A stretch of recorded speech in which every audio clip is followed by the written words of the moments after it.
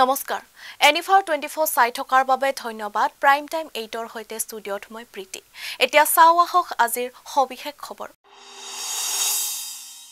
Nalbari double murder কাণ্ডৰ হত্যাকাৰীক গ্ৰেপ্তাৰ পত্নী আৰু পুত্ৰক হত্যা কৰি পলায়ন কৰিছিল জগদীশ হালৈ অৱশেষত আৰক্ষীৰ জালত পৰিল নলবাৰীৰ ডাবল মাৰ্ডাৰ কাণ্ডৰ মূল নায়ক জগদীশ হালৈ আলিপুৰ দুৱাৰত সোমবাৰে নিশা আৰক্ষীয়ে গ্ৰেপ্তাৰ কৰে হত্যাকাৰী হালৈ উল্লেখ্য যে দেওবাৰে নলবাৰীৰ বৰখৰকুছিত পত্নী আৰু পুত্ৰক বিষ খুৱাই হত্যা কৰি ৰেলযোগে আলিপুৰ দুৱাৰলৈ পলায়ন কৰিছিল চাওৱাহক আমাৰ এক প্ৰতিবেদন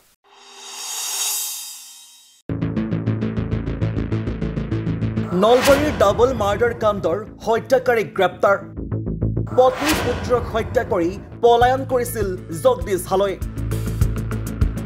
অৱশেষত আৰক্ষীৰ জালত পৰিল নলবাৰীৰ ডাবল মাৰ্ডাৰ কাণ্ডৰ মূল নায়ক জগদীশ হালৈ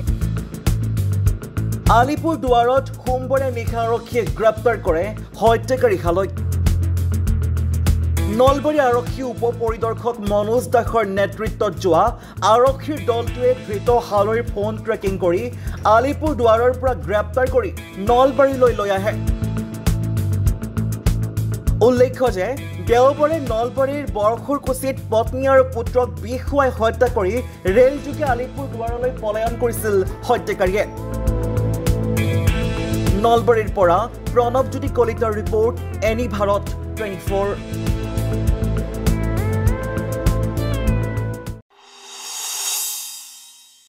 মুকালমুৱাৰ হুনাপুৱাত তেজেৰে লুতুৰি পুতুৰি হোৱা যুৱকৰ মৃতদেহ উদ্ধাৰ যুৱকজনক হত্যা কৰাৰ সন্দেহ স্থানীয় ৰাইজৰ পুখুৰীৰ পাৰত উদ্ধাৰ যুৱকজন সঞ্জয় বৰ্মন বুলি জানিব পৰা গৈছে সঞ্জয় বৰ্মনক হত্যা কৰাত 2-4 জন লোক জড়িত থকাৰ সন্দেহ কৰিছে ৰাইজে ঘটনাস্থলীত মুকালমুৱা আৰক্ষীৰ লগতে নলবাৰী জিলা উপ আৰক্ষী অধীক্ষক আৰিফ আহমেদক উপস্থিত হয় মুকালমুৱাত চাঞ্চল্য তেজেৰে লুতুৰি পুতুৰি অৱস্থাত উদ্ধাৰ যুৱকৰ মৃতদেহ মুকালমুৱাৰ হনাপুৱাত তেজেৰে লুতুৰি পুতুৰি হোৱা যুৱকৰ মৃতদেহ উদ্ধাৰ কৰা হয় হত্যা কৰাৰ সন্দেহ স্থানীয় লোকৰ পুখুৰীৰ পাৰত উদ্ধাৰ যুৱকজনৰ মৃতদেহ যুৱকজন সঞ্জয় বৰ্মন বুলি জানিব পৰা গৈছে সঞ্জয় বৰ্মনক হত্যা কৰাৰ লগতে 2-4 জন লোক জড়িত থকাৰ সন্দেহ স্থানীয় ৰাইজৰ ঘটনাস্থলীত মুকালমুৱা আৰক্ষীৰ লগতে নলবাৰী জিলা উপ আৰক্ষী অধীক্ষক আৰিফ আহমেদ উপস্থিত হয় নাৰায়ণপুৰ ৰিজাৰ্ভ মিটাৰটো উদ্ধাৰ হৈছে নেকি ইয়াতে ৰাতিপুৱা গম পোৱা গৈছে পৰিয়ালত কোন কোন আছে পৰিয়ালত আপোনাৰ তেওঁৰ মিছেছ আছে আৰু দুটা সৰু সৰু ল'ৰা ছোৱালী আছে কি সন্দেহ কৰে এতিয়া এটেম্পটো মোৰ সন্দেহ মাৰ্ডাৰে কৰিছে তেওঁৰ নাৰায়ণপুৰ ৰিজাৰ্ভ এতিয়া মিটাৰটো উদ্ধাৰ হৈছে নেকি ইয়াতে ৰাতিপুৱা গম পোৱা গৈছে পৰিয়ালত কোন কোন আছে পৰিয়ালত আপোনাৰ তেওঁৰ মিছেছ আছে আৰু দুটা সৰু সৰু ল'ৰা ছোৱালী আছে কি সন্দেহ কৰে এতিয়া এটেম্পটো মোৰ সন্দেহ মাৰ্ডাৰে কৰিছে আৰক্ষী আহিছে এতিয়া কোন থানাৰ পৰা আহিছে মুকালমুৱাৰ পৰা আজিজ আলীৰ প্ৰতিবেদন এনি ভাৰত 24 মানিকপুৰ আৰক্ষীৰ বৃহৎ সাফল্য এজন ড্ৰাগছ সৰবৰাহকাৰীক আটক এক গোপন সূত্ৰৰ পম খেদি মানিকপুৰ আৰক্ষী থানাৰ ভাৰপ্ৰাপ্ত বিষয়া মণিময় তামুলীয়ে অভিযান চলাই যুৱকজনক আটক কৰিবলৈ সক্ষম হয় আটকাধীন যুৱকজনৰ নাম মফিদুল ইছলাম জব্দকৃত ড্ৰাগছখিনিৰ ওজন 45 গ্ৰাম এটা সাবনৰ বাকচৰ ভিতৰত ড্ৰাগছখিনি ভৰাই আনিছিল চাওৱাহক আমাৰ এই প্ৰতিবেদন মানিকপুৰ আৰক্ষীৰ বৃহৎ সাফল্য এজন ড্ৰাগছ সৰবৰাহকাৰীক আটক বঙাইগাঁও জিলাৰ মানিকপুৰ আৰক্ষী থানাৰ অন্তৰ্গত 2 নং ধুপুৰীত ড্ৰাগছসহ এজন যুৱকক আটক কৰে আৰক্ষীয়ে এক গোপন সূত্ৰৰ পম খেদি মানিকপুৰ আৰক্ষী থানাৰ ভাৰপ্ৰাপ্ত বিষয়া মণিময় তামুলীয়ে অভিযান চলাই যুৱকজনক আটক কৰিবলৈ সক্ষম হয়। আটকাধীন যুৱকজনৰ নাম মফিদুল ইছলাম। ধৃত সৰবৰাহকাৰীজনৰ ঘৰ যোগীখোপাৰ কাৱৈতাৰী পুৰাইমাৰা ১ মো খণ্ডৰ বুলি জানিব পৰা গৈছে। জব্দকৃত ড্ৰাগছখিনিৰ ওজন ৪৫ গ্ৰাম। এটা চাবোনৰ বাকচৰ ভিতৰত ড্ৰাগছখিনি ভৰাই আনিছিল। সৰবৰাহকাৰীজনৰ লগত আৰু কোন কোন জড়িত হৈ আছে অধিক তথ্যৰ বাবে সোধপোছ কৰি আছে। সোধপোছৰ অন্তত কি তথ্য পোহৰলৈ আহে সেয়া হ'ব সময়ত লক্ষণীয়। মানিকপুৰৰ পৰা শ্বহীদুল ইছলামৰ প্ৰতিবেদন এনি ভাৰত 24।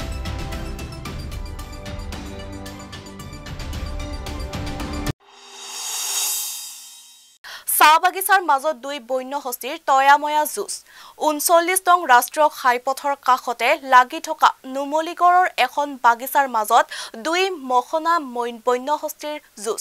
প্ৰায় বহু সময় ধৰি দুয়োটা বন্য হস্তীৰ যুঁজ চলি থাকে চাহ বাগিচাখনত। দুই বন্য হস্তীৰ যুঁজ দেখি ঘাইপথত ৰাইজৰ ভিৰ।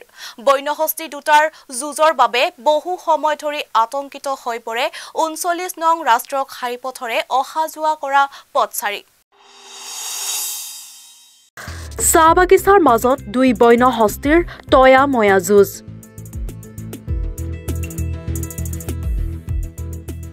৩৯ নং ৰাষ্ট্ৰীয় ঘাইপথৰ কাষতে লাগি থকা নুমলীগড়ৰ এখন বাগিচাৰ মাজত দুই মখনা বন্য হস্তীৰ যুঁজ।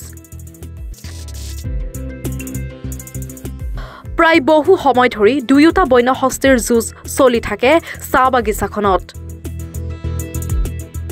দুই বন্য হস্তীৰ যুঁজ দেখি ঘাইপথত ৰাইজৰ ভিৰ। বন্য হস্তি দুটাৰ যুঁজৰ বাবে বহু সময় ধৰি আতংকিত হৈ পৰে ৩৯ নং ৰাষ্ট্ৰীয় ঘাইপথেৰে অহা যোৱা কৰা পথচাৰী। আৰু তাৰে পাছত বন্য হস্তিৰ দুটা যুঁজি ৰাষ্ট্ৰীয় ঘাইপথত উঠে আৰু ঘাইপথেৰে অহা যোৱা কৰা লোকসকললে চোচা ধৰে। এক আতংকিতময় পৰিৱেশৰ সৃষ্টি হয় নুমলীগড় চাহ বাগিচাৰ কাষতে থকা ৩৯ নং ৰাষ্ট্ৰীয় ঘাইপথত। Bureau report any Bharat 24।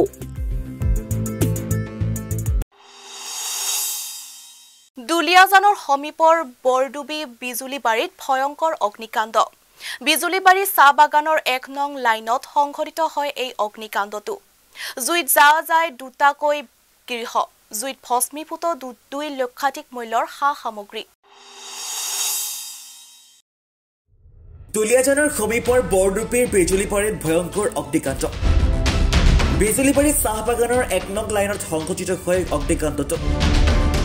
জুইত যায় দুটাকৈ বাগানৰ কোৱাৰ্টাৰ H63 আৰু H64। জানিব পৰা মতে সাগৰ কয়া আৰু কলমেল খাৰিয়া নামৰ লোক দুজনৰ ঘৰ যায় জুইত। জুইত ভস্মীভূত হয় ২ লক্ষাধিক মূল্যৰ সা সামগ্ৰী। ঘটনাস্থলীত দুলিয়াজান অইল ইণ্ডিয়া লিমিটেডৰ অগ্নি নিৰ্বাপক বাহিনী উপস্থিত হৈ স্থানীয় ৰাইজৰ সহযোগত জুই নিৰ্বাপন কৰিবলৈ সক্ষম হয়। অৱশ্যে এই পৰ্যন্ত অগ্নিকাণ্ডৰ কাৰণ জানিব পৰা হোৱা নাই। पासबुक उसबुक सब जल गेले। आज पालंग झालंग जितना चेयर से पूरा समझा जल गेले। हम दूसरा घर रही खबर पाली कि हमारे घर आगुन लगी है बोल के तार पीछे हमें आसी देखी तो आगुन पूरा लगी है। आदमी के बुता है नहीं पार है। पीछे पानी गाड़ी आसल तार पीछे बुतले। कितना टका के नुकसान होले तोर? होले कार 2 लाख 3 लाख पैसा और रहे सब पुड़ी गेल। आगटा की कारण से लागले गम पागले? नहीं पहला हम गम आग तक को लागले उटा गम तो नहीं पहला माने हम बेलग घर रही माने पीछे आग लागले कोने आसी ना कोने गम पाई हमने घर आगुन लगी है बोल के। দুলিয়াজানৰ পৰা পংকজ বৰা ৰিপৰ্ট এনি ভাৰত 24। এতিয়া লব বিচাৰিছো সমূহ বাণিজ্যিক বিৰতি।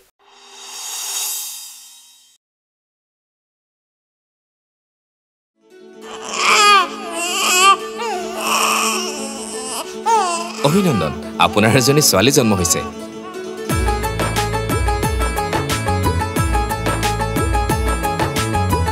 লাহি পাহি এজনী পৰি আহিলে ঘৰখন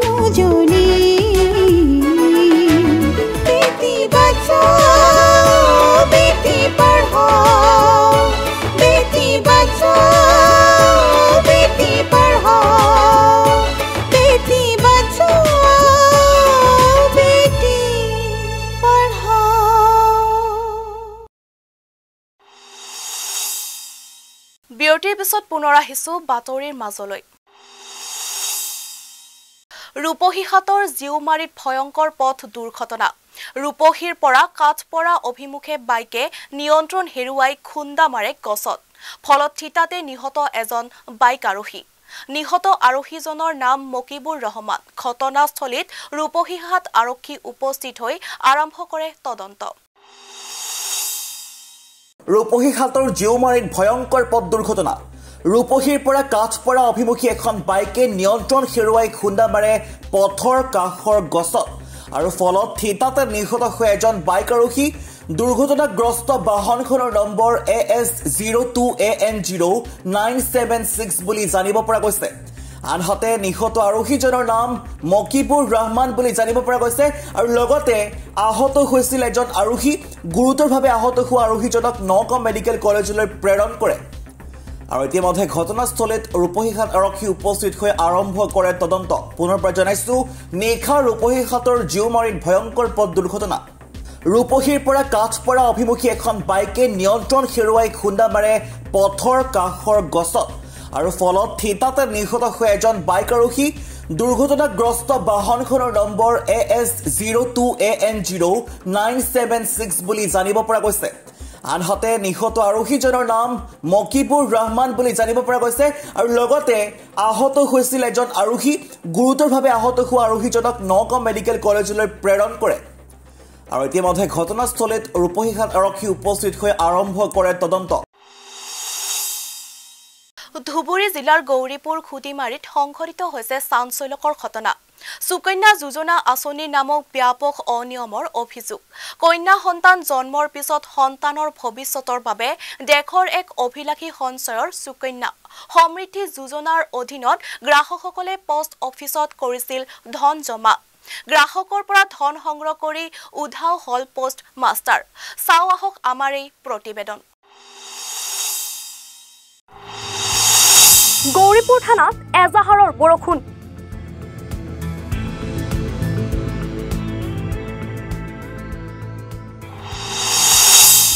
এক ঘণ্টাত দাখিল হল 100খন এজাহাৰ।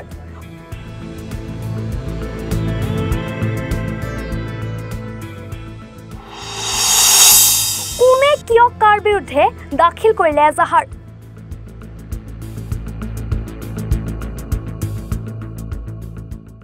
ধুবুৰী জিলাৰ গৌৰীপুৰ খুটিমাৰীত সংঘটিত হৈছে চাঞ্চল্যকৰ ঘটনা। সুকন্যা যোজনা আঁচনিৰ নামত ব্যাপক অনিয়মৰ অভিযোগ। কন্যা সন্তান জন্মৰ পিছত সন্তানৰ ভৱিষ্যতৰ বাবে দেশৰ এক অভিলাষী সঞ্চয় সুকন্যা সমৃদ্ধি যোজনাৰ অধীনত গ্ৰাহকসকলে পোষ্ট অফিচত জমা কৰিছিল ধন। গ্ৰাহকৰ পৰা ধন সংগ্ৰহ কৰি উধাও হল পোষ্টমাষ্টাৰ। জানিব পৰা মতে গৌৰীপুৰ ডাকঘৰৰ অধীনস্থ খুদিমাৰী উপ ডাকঘৰৰ কাৰ্যালয়ত ভেলেকুৱা খুদিমাৰী চাপগড় মধু খলমাৰী আদি কেইবাখনো গাঁও অঞ্চলৰ প্ৰায় শতাধিক পুৰুষ মহিলাই উক্ত ডাকঘৰত ধনৰ লেনদেন কৰাৰ বাবে একাউণ্ট বহি কৰে। অশেষ কষ্টপাৰ্জিত ধন ৰাইজে উপ ডাকঘৰত জমা কৰে যদিও যোৱা প্ৰায় এমাহ ধৰি উপ ডাকঘৰত পোষ্টমাষ্টাৰ মহিবুল ইছলাম অন্তৰ্ধান হৈ থকাৰ অভিযোগ উঠিছে। গ্ৰাহকে উক্ত উপ ডাকঘৰত জমা থোৱা টকা উলিয়াবলৈ যায় যদিও পোষ্টমাষ্টাৰে কাৰ্যালয়ত উপস্থিত নথকাৰ বাবে টকা উলিয়াব নোৱাৰাত ৰাইজৰ মাজত হাহাকাৰ অৱস্থাৰ সৃষ্টি হয়। আনহাতে উক্ত উপ ডাকঘৰত একাংশ গ্ৰাহকৰ পৰা পোষ্টমাষ্টাৰ মহিবুল ইছলামে ধন সংগ্ৰহ কৰে যদিও একাউণ্ট বহীত জমা নাই বুলি ৰাইজে জানিবলৈ দিয়ে। ৰাইজৰ পৰা পোষ্টমাষ্টাৰজনে প্ৰায় 50 লক্ষাধিক টকা সংগ্ৰহ কৰে বুলি অভিযোগ উত্থাপন কৰে ৰাইজে। ডাকঘৰত ধন জমা কৰাৰ নামত পোষ্টমাষ্টাৰজনে ধন জমা নকৰি ৰাইজৰ ধন হৰলুকি কৰাৰ ঘটনাই তীব্ৰ চাঞ্চল্যৰ সৃষ্টি কৰিছে। ঘটনা সন্দৰ্ভত ভুক্তভোগীয়ে বিভাগীয় কৰ্তৃপক্ষক অৱগত কৰাত ডাকঘৰ ধুবুৰী সংমণ্ডল পৰিদৰ্শকে গৌৰীপুৰ থানাত মহিবুল ইছলামৰ বিৰুদ্ধে এজাহাৰ দাখিল কৰে যদিও আজি এসপ্তাহে আৰক্ষীয়ে কোনো ব্যৱস্থা গ্ৰহণ নকৰাত ক্ষোভ প্ৰকাশ কৰে ভুক্তভোগী গ্ৰাহকে।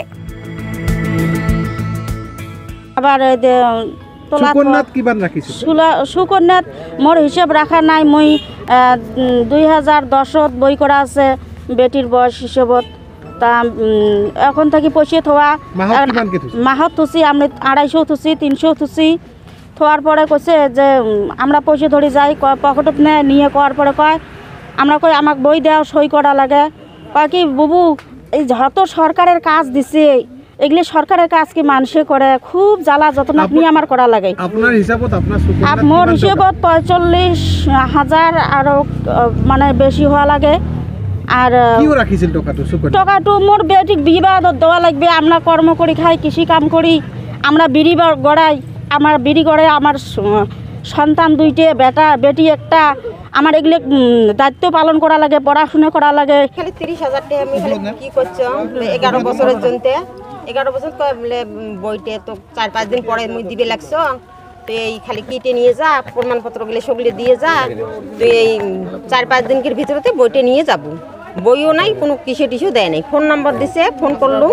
তাছে ফোন করে দিদি অল্প 2টা দিন সবুর করো মুই অ্যাক্সিডেন্ট হইছে আমি যাই 3 তারিখে এটা নাতনি হয় বেটি ছোয়া কত টাকা রাখা হয়েছে সুকন্যাত 30,000 টাকা প্রায় 100খন এজাহাৰ দাখিল কৰে গৌৰীপুৰ দাওভাঙি আৰক্ষী চকীত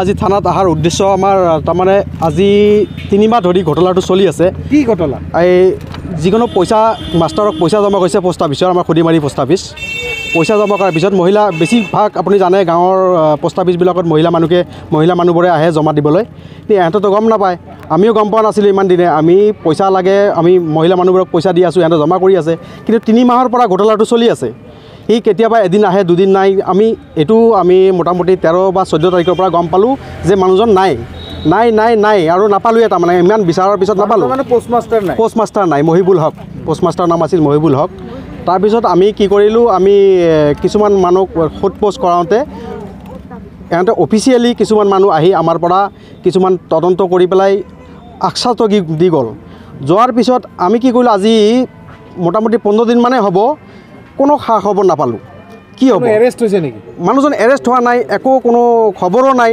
যে আমি এতিয়া কি কৰিম উপায়বিহীন হৈ আমি আজি ৰূপসী আমাৰ দাওভাঙি থানাত আমাৰ যেহেতু সাব থানা পৰে আমি ইয়াত এজাহাৰ এখন দিবলৈ আহিছোঁ কিমানজন আমি মোটামুটি 100 পৰা 150 জন মানুহে আহিছোঁ এফআইআৰখন দি যাওঁ পিছত আমি 100খন এফআইআৰ জি হয় 100খন এফআইআৰ আজি আমি দাখিল কৰিলোঁ দুৰ্ভাগ্যবশতঃ আমি আইচিজনৰ লগ নাপালোঁ তেখেতৰ এনচাৰ্জ বুলি এজন দিলে এনচাৰ্জৰ হাতত আমি দিলোঁ এফআইআৰ কপিখন এতিয়া আমি বিচাৰিছোঁ এইটো অসম চৰকাৰে চাব লাগে যিহেতু তেখেতসকলে আমাক কৈছে ছেভিং কৰিব লাগে ছেভিং ঘৰে ঘৰে কৰিব লাগে আমি ইমান আশাবাদী আমি ৱেলকাম জনাইছিলোঁ ইমান আৰু মোদী ডাঙৰীয়াও এটা আশ্বস্ত দিছিলে সুকন্যা সমৃদ্ধি যোজনা আমি ৱেলকাম জনাইছিলোঁ কিন্তু তাৰ ভিতৰত আমি আমাৰ সৰু সৰু ছোৱালীৰ কাৰণে আমি ভৱিষ্যত চাই আমি পইচাখিনি জমা ৰাখাৰ পিছত যদি এনেকা হৈ যায় তেখেতসকলৰ চৰকাৰী মানুহবোৰে যদি এনেকা কৰে আমি কাৰ ওপৰত বিশ্বাস কৰিম আমি হেমন্ত বিশ্ব শৰ্মা ডাঙৰীয়াক আমি দৃষ্টিগোচৰ কৰিব বিচাৰিছোঁ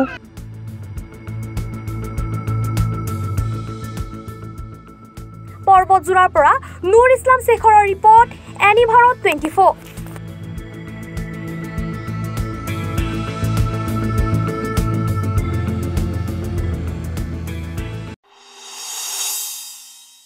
অসমীয়া জাতিৰ জনক মহাপুৰুষ শংকৰদেৱ গুৰুজনাৰ জন্মস্থান বটদ্ৰৱা থানত অব্যাহত আছে থান পৰিচালনা সমিতিৰ আভ্যন্তৰীণ কণ্ট্ৰল বিত্তীয় কেলেংকাৰীকে ধৰি ঐতিহ্যমণ্ডিত থানখনৰ সোণ ৰূপ মগু মাহ বুট মাহক লৈ বিগত এমাহ ধৰি অব্যাহত আছে বিতৰ্ক তাৰ মাজতে পোহৰলৈ আহিছে বটদ্ৰৱা থানাৰ বৰ্তমানৰ পৰিচালনা সমিতিৰ সম্পাদক অৰূপ শইকীয়াই গুৰুজনাৰ জন্মস্থানত সেৱা কৰাৰ নামত চলোৱা লুণ্ঠন ৰাজৰ ভয়ংকৰ প্ৰতিবেদন বটদ্ৰৱা থানত কোনে চলাইছে লুণ্ঠন এখন পত্ৰই উদঙাইছে বটদ্ৰৱা থানৰ লুণ্ঠনৰ কাহিনী সোণ ৰূপকে ধৰি মগুমাহ বুটমাহক লৈ বিতৰ্ক অসমীয়া জাতিৰ জনক মহাপুৰুষ শংকৰদেৱ গুৰুজনাৰ জন্মস্থান বটদ্ৰৱা থানত অব্যাহত আছে থান পৰিচালনা সমিতিৰ আভ্যন্তৰীণ কণ্ডল বিত্তীয় কেলেংকাৰীকে ধৰি ঐতিহ্যমণ্ডিত থানখনৰ সোণ ৰূপ মগুমাহ বুটমাহক লৈ বিগত এমাহ ধৰি অব্যাহত আছে বিতৰ্ক। তাৰ মাজতে পোহৰলৈ আহিছে বটদ্ৰৱা থানৰ বৰ্তমান পৰিচালনা সমিতিৰ সম্পাদক অৰূপ শইকীয়াৰ গুৰুজনাৰ জন্মস্থানত সেৱা কৰাৰ নামত চলোৱা লুণ্ঠন ৰাজৰ ভয়ংকৰ প্ৰতিবেদন। চাওক এই পত্ৰখনলৈ। সম্পাদক অৰূপ শইকীয়াই বটদ্ৰৱা থানৰ পৰা আজিলৈকে কিমান টকা হৰলুকি লৈ লুণ্ঠন চলাইছে স্পষ্টকৈ এটাকৈ উল্লেখ আছে। এয়া হৈছে বটদ্ৰৱা থানৰ পৰিচালনা সমিতিয়ে সম্পাদক অৰূপ শইকীয়াৰ বিৰুদ্ধে উত্থাপিত অভিযোগ সন্দৰ্ভত তদন্ত কমিটিয়ে দাখিল কৰা প্ৰথমখন প্ৰতিবেদন। আৰু যে বহিঃপ্ৰকাশ ঘটিল পৰিচালনা সমিতিৰ একাংশ শুদ্ধ বিষয়ৰ মাজত। সেয়ে চলি থকা কাৰ্যনিৰ্বাহক সভাৰ মাজতে লাগিল খেলাগতীয়া। চাওক, কোনোৱে যদি চিঞৰি কৈছে চোৰ, কোনোৱে আকৌ কৈছে ডকাইত। মুঠৰ ওপৰত ক'বলৈ ভাষা হেৰাই যোৱা একাংশ অনাকাংক্ষিত ঘটনা সংঘটিত হৈছে বটদ্ৰৱা থান পৰিচালনা সমিতিৰ ভিতৰচৰাত। গুৰুজনাৰ জন্মস্থানৰ এই পৰিৱেশ সৃষ্টি কৰা মূল কাণ্ডাৰীৰ বিৰুদ্ধে সেয়ে নিশা ঠায়ে ঠায়ে আঁৰিলে বেনাৰো।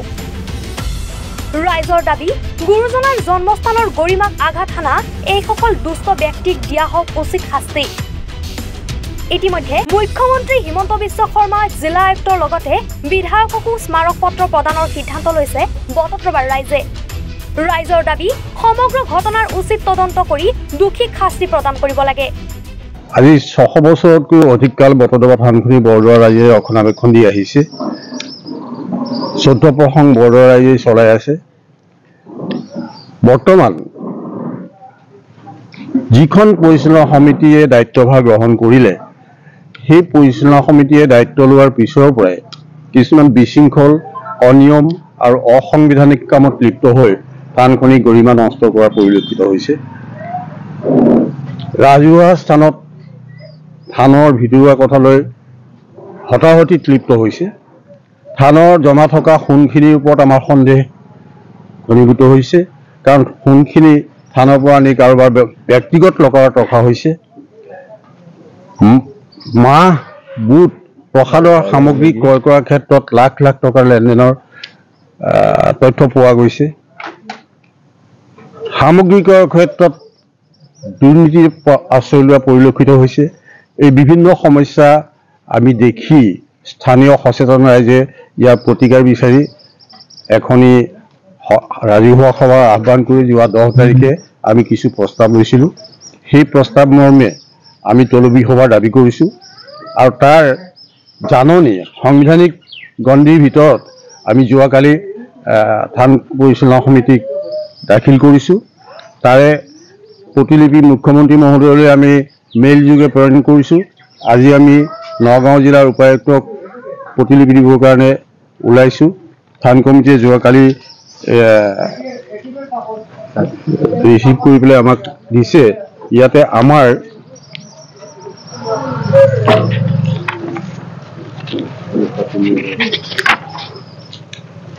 মুঠ 8টা প্ৰস্তাৱ আমি তেওঁলোকলৈ প্ৰেৰণ কৰিছোঁ কাৰ্যকৰী কৰিবৰ কাৰণে। তেওঁলোকে গ্ৰহণ কৰিছে। তেওঁলোকৰ নিৰ্ধাৰিত সংবিধানৰ গণ্ডিৰ ভিতৰত 40 দিন সময় পাব। 40 দিনৰ ভিতৰত যদি তেওঁলোকে তলবী সভা আহ্বান নকৰে, তেতিয়াহ'লে আমি সংবিধানৰ গণ্ডিৰ ভিতৰত আমাৰ ৰাইজৰ পৰা আমি সভা আহ্বান কৰিম। আৰু ইতিমধ্যে আমি 21জনীয়া এখন তদন্ত কমিটি গঠন কৰিছোঁ নাগৰিক সভাই। সেই 21জনীয়া তদন্ত কমিটিয়ে এই গোটেই বিষয়বিলাক তদন্ত কৰিব আৰু তেওঁলোকক তদন্ত কৰি 10 দিনৰ ভিতৰত প্ৰতিবেদন দিবলৈ আমি অনুৰোধ জনাইছোঁ। আৰু আমি আশা কৰোঁ থান পৰিচালনা সমিতিয়ে আমাৰ তদন্ত কমিটিৰ লগত সহযোগিতা কৰি ভিতৰত হৈ থকা এই খেলিমেলি, বিত্তীয় কেলেংকাৰী, সোণৰ খেলিমেলি, এই গোটেইবিলাক দূৰ কৰি খেলিমেলি তেওঁলোকে তথ্য পাতি আমাক যোগান ধৰিব।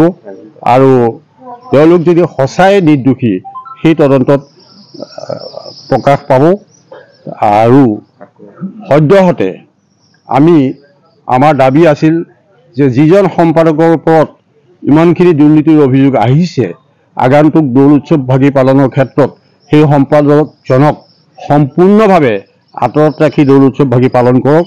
আৰু লগতে তদন্ত প্ৰক্ৰিয়া সম্পূৰ্ণ নোহোৱা পৰ্যন্ত তেওঁক কাৰ্যভাৰৰ পৰা বিৰত ৰখা হওক। আৰু এই বিষয়ে থান পৰিচালনা সমিতিয়ে যোৱাকালি আমাৰ নাগৰিক সভাৰ লগত এক আলোচনাত মিলিত হৈছিল আৰু থান পৰিচালনা সমিতিৰ সভাপতিয়ে আনুষ্ঠানিকভাৱে ঘোষণা কৰিলে যে তেখেতক থান দৌল উৎসৱত সম্পূৰ্ণ আঁতৰাই ৰখা হ'ব আৰু তদন্ত প্ৰক্ৰিয়া সম্পূৰ্ণ নোহোৱা পৰ্যন্ত তেখেতৰ দায়িত্বৰ পৰা আঁতৰত ৰখা হ'ব আৰু সেইটোতে আমি সন্তুষ্ট হৈছোঁ। বৰ্তমান থান পৰিচালনা সমিতিৰ ইতিহাসত নজিৰবিহীন ঘটনা বুলি ক'ব লাগিব।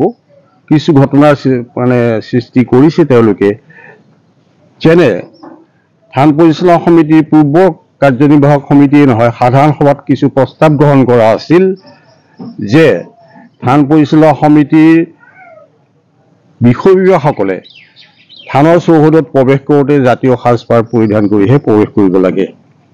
তাৰোপৰি যাত্ৰীসকলেতো থানৰ ভিতৰত যাবলৈ জাতীয় সাজপাৰ পৰিধান কৰিব লাগিবই, সেইটোতো বাধ্যতামূলক। কিন্তু থান কমিটিৰ বিষয়ববীয়াসকলেও থানৰ চৌহদত প্ৰৱেশ কৰিবলৈ আহোঁতে জাতীয় সাজপাৰ পৰিধান কৰি আহিব লাগিব। কাৰ্যক্ষেত্ৰত দেখা গৈছে যে সেইটো তেওঁলোকে কাৰ্যকৰী কৰা নাই, বৰঞ্চ সম্পাদকজনে নিজে জাতীয় সাজপাৰ পৰিধান নকৰি ধুতি পৰিধান নকৰি ধুতিৰ আৰ্হিৰ এটা পায়জামা পৰিধান কৰি থানৰ চৌহদত প্ৰৱেশ কৰি তেওঁ কাৰ্যনিৰ্বাহ কৰি আছে, যিটো প্ৰকৃততে অনিয়ম আৰু অনীতি বুলি ক'ব লাগিব। তাৰোপৰি থান পৰিচালনা সমিতিৰ সংবিধানত এটা কথা স্পষ্ট হৈ আছে যে থান পৰিচালনা সমিতিৰ আজীৱন সদস্য, সত্ৰীয়া সদস্য বা সাধাৰণ সদস্য হ'বলৈ হ'লে সেই ব্যক্তিগৰাকী বৈষ্ণৱ ধৰ্মাৱলম্বী হ'ব লাগিব আৰু তেওঁ শৰণীয়া বা ভজনীয়া হোৱাটো বাধ্যতামূলক। বৰ্তমান পৰিচালনা সমিতিৰ বহু গৰিষ্ঠ সংখ্যক বিষয়ববীয়া শৰণীয়া ভজনীয়া হয় নে নহয় সেইটোৰ ওপৰত আমাৰ সন্দেহ আছে। এই বিষয়টি অতি গুৰুত্বপূৰ্ণ আৰু আমাৰ বৈষ্ণৱ ধৰ্মৰ কাৰণে এইটো গুৰুত্বপূৰ্ণ বিষয় বুলি আমি অনুভৱ কৰোঁ। গতিকে আমি আমাৰ দাবী জনাইছোঁ তেওঁলোক যে শৰণীয়া ভজনীয়া হয় সেইটো তেওঁলোকে প্ৰমাণ দাখিল কৰক। চাওক, থান পৰিচালনা সমিতিৰ কাৰ্যনিৰ্বাহক সভাত বাহিৰৰ মানুহৰ প্ৰৱেশ নিষেধ, কোনো প্ৰৱেশ কৰিবলৈ চেষ্টা কৰা নাই। কিন্তু এইটো ঠিক যে এই বিত্তীয় খেলিমেলি, সোণৰ জমা ৰখাৰ ক্ষেত্ৰত খেলিমেলি, এই সম্পূৰ্ণ তথ্যসমূহ থান পৰিচালনা সমিতিৰ বিষয়ববীয়াসকলে ৰাইজৰ ওচৰত অৱগত কৰিছে। গতিকে ৰাইজে ভিতৰত কি চলি আছে কি চলি নাছে সেই বিষয়টো অৱগত নহয়। তেওঁলোকৰ তৰফৰ পৰা ৰাইজৰ সহায় বিচাৰি, ৰাইজৰ হস্তক্ষেপ বিচাৰি থান পৰিচালনা সমিতিৰ কিছু বিষয়ভাৱে ৰাইজৰ লগত সহযোগিতা কৰি তথ্য পাতি যোগান ধৰাৰ কাৰণে ৰাইজে নাগৰিক সভা পাতি তুলনি সভাৰ বাবে আহ্বান জনাইছে। ঢিঙৰ পৰা সাইদুল ইছলামৰ ৰিপৰ্ট, এনি ভাৰত 24। চাপৰত সুদখোৰৰ বিৰুদ্ধে আৰক্ষীৰ অভিযান। আৰক্ষীয়ে আটক কৰে এজন সুদখোৰক। এটাৰ পিছত আন এটা সুদখোৰ পৰিছে আৰক্ষীৰ জালত। চাপৰত পুনৰ আৰক্ষীয়ে আটক কৰিলে আন এগৰাকী VIP সুদখোৰক। আটকাধীন সুদখোৰজনৰ নাম সুদীপ দাস। সুদখোৰজন চাপৰৰ সত্যপুৰৰ বাসিন্দা বুলি জানিব পৰা গৈছে। চাওঁ আহক আমাৰ এই প্ৰতিবেদন। এটাৰ পিছত আন এটা সুদখোৰ পৰিছে আৰক্ষীৰ জালত। পুনৰ আৰক্ষীয়ে আটক কৰিলে আন এগৰাকী VIP সুদখোৰ। আটকাধীন সুদখোৰজনৰ নাম সুদীপ দাস। সুদখোৰজন চাপৰৰ সত্যপুৰৰ বাসিন্দা বুলি জানিব পৰা গৈছে। অভিযোগ অনুসৰি দীৰ্ঘদিন ধৰি চাপৰ অঞ্চলত সুদৰ ৰমৰমীয়া ব্যৱসায় চলাই আছিল ব্যক্তিগৰাকীয়ে। নিশা চাপৰ আৰক্ষীয়ে সত্যপুৰস্থিত নিজ বাসভৱনত অভিযান চলাই আটক কৰে সুদখোৰগৰাকীক। ইতিমধ্যে আৰক্ষীয়ে চাপৰ অঞ্চলৰ পৰা অভিযান চলাই 5জনকৈ সুদখোৰক জেললৈ প্ৰেৰণ কৰে। চাপৰৰ পৰা নুৰজামালৰ ৰিপৰ্ট, এনি ভাৰত 24। আজিৰ প্ৰাইম টাইম এই ইমানেই আছিল। পৰৱৰ্তী বাবাতৰিৰ বাবে চাই থাকিব এনি ভাৰত 24। ধন্যবাদ।